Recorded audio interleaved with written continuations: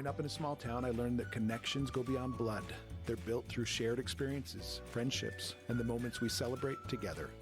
Well, little introductions here. I grew up in Lehi. Okay. Just been here all my life and love it here, and made Dave come over to Lehi.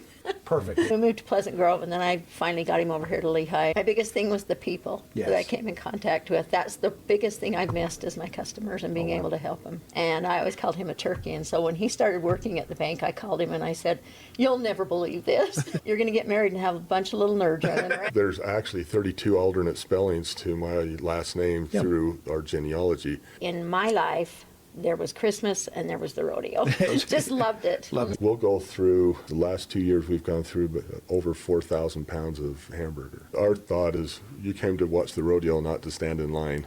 One figure I was thinking of this morning was during this last rodeo, with the volunteers from the wards and everything, there was about, just during the rodeo time, was about 3,000 hours of service. I think there is a service to community. Yeah. When people understand that we're still trying to keep this, even though it's a large city, keep it small and care about the one. And it's just, there's such a camaraderie when they start doing hamburgers together. I just think our community needs more of that. I think I'm seeing there's some wards that we have issues with getting enough people to come. I think the parade's worth it. I think it's a community thing. It has gone on forever, and those people that have lived in Lehi forever and forever have seen the great things that have happened and come about because of the rodeo. It's just a neat way to give to the community. So I remember sleeping in the South concession stand one night so nobody would come in and steal all the candy bars. Don't change it if it's working. I like what you brought up about talking to the committee about any changes that may take place. Yeah. I think that helps them feel more a part of the committee. And there's this big huddle of men. And I was going like, what are they doing? I go over there, and Rhonda's dad was telling jokes to them, and they were just a hooting. Service heals people. Yeah. And you don't think that. We think, oh, there's a service project. Oh, I guess I better go. And then you go and you come back, and you're always uplifted. Do you want to get paid in money, or do you want to get paid in all these benefits that you get, the joy, the camaraderie, the friendships? We have our secret sauce that's not real secret, but secret, the way we mix it. And we probably went through 60, 70 gallons of it last year. It takes really 2 years to train a committee member to feel comfortable doing this stuff. We've had our suppliers tell us that we should double our price. Yeah. And I said, we've got all volunteer people. Why, a hamburger to me is not good unless there's a little bit of sauce in the bottom of the package. It's hard to delegate sometimes, right? Because you're like, hey, I'm good at this. I can do this. Delegation that's how you let these other people learn how to do it too, right? Yes, exactly. And there's not one right way to do it, even if your way is probably better. Just as long as they make the hamburgers. Lots of hands make light work, right, as they say. We didn't have a volleyball program a long time ago, and my love is volleyball. Love volleyball. Yeah. Last year we had 48 teams, and it goes anywhere from 48 to maybe 54, depending on the year or whatever. But a lot more than the 3 that you started with.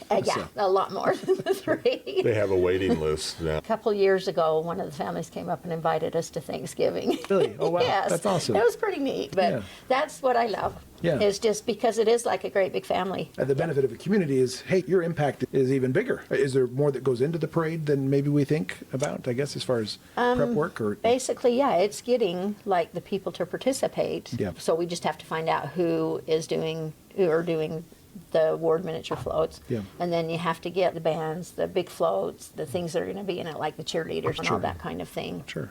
Okay. But it's a pretty big thing. Looking at the city calendar is a good thing. If you start attending a lot of the heritage days, and you'll find out more and more about the community.